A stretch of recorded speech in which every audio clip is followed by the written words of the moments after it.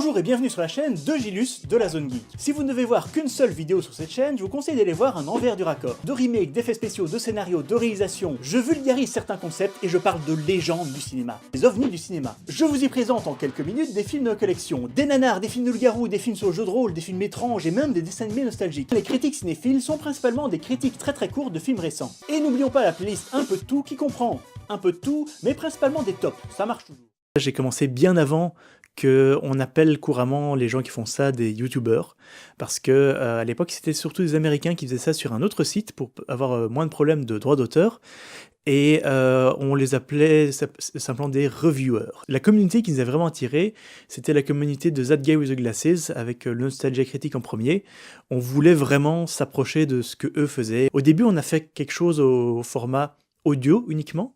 Alors on était tout content d'avoir 10 personnes qui nous écoutaient, c'était déjà assez magique. Et après on a commencé à faire de la vidéo qui était de très mauvaise qualité, sur quand même pas mal d'années, parce qu'on a fait vraiment ça à l'aveugle, comme ça on s'amusait, on improvisait, on n'allait pas forcément voir ce que faisaient les autres, et depuis on s'est vachement amélioré. Et un jour, j'ai lancé ma propre chaîne en solo pour pouvoir un petit peu faire des choses, des vidéos un peu plus librement, sans réfléchir. Est-ce que je me représente moi ou est-ce que je représente nous trois, Goldo, Nurgle, qui est mon frère, et moi-même, on faisait et on fait toujours la Zone Geek.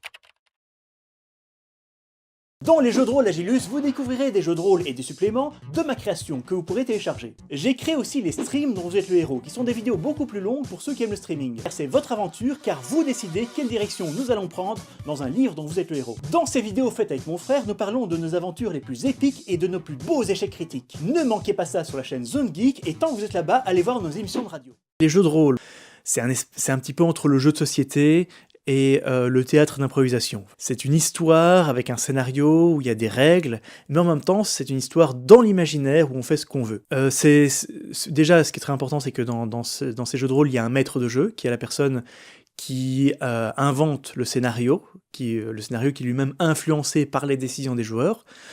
Et être maître de jeu, ça demande énormément de compétences. Déjà, savoir s'y retrouver dans les règles d'un jeu. Il faut aimer lire, parce qu'il faut lire beaucoup de livres de jeu. Voilà, il y a des livres de jeux de rôle qui sont édités. Il faut savoir inventer toute une histoire. Il faut savoir improviser, parce que cette histoire va être changée par les joueurs. Il faut souvent avoir des grandes connaissances historiques pour se remettre dans le contexte de l'histoire. Si on fait un jeu de rôle qui se passe au Far West, il faut savoir un petit peu comment c'était à l'époque. Si on fait un jeu de rôle qui se passe pendant la Deuxième Guerre mondiale, il faut avoir des connaissances sur l'époque. Et si on fait un jeu de rôle qui se passe dans un univers totalement fantaisiste, genre Seigneur des Anneaux, univers Tolkien, etc., il faut, en un sens, connaître l'historique de cet univers fantaisiste. Je vais vous partager une petite règle personnelle que j'applique dans toutes mes parties et qui peut s'adapter à n'importe quel jeu de rôle. Elle intervient quand un personnage joueur perd son âme.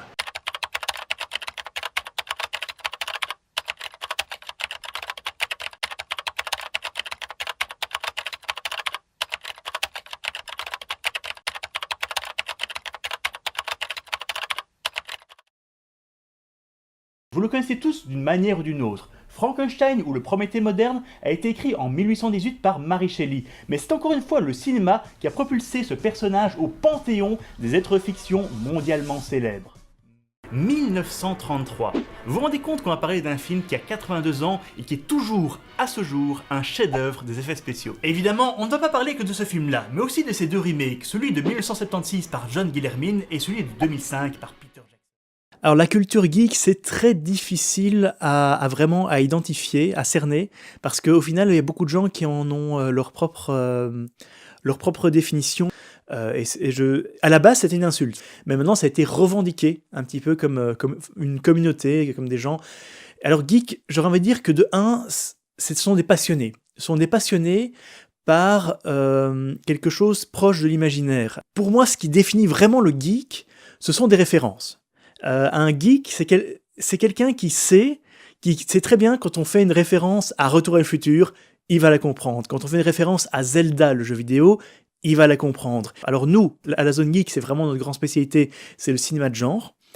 Et au final, voilà, comme je dis, il n'y a pas de définition pure de la communauté geek, mais je pense que nous, comme on touche quand même au cinéma, aux jeux vidéo, aux jeux de rôle, et aussi à la BD, et à d'autres trucs, voilà, je pense qu'on est quand même au cœur de la culture geek. Et tout ce qu'il me reste à vous dire, c'est bye bye bye bye, et puis santé!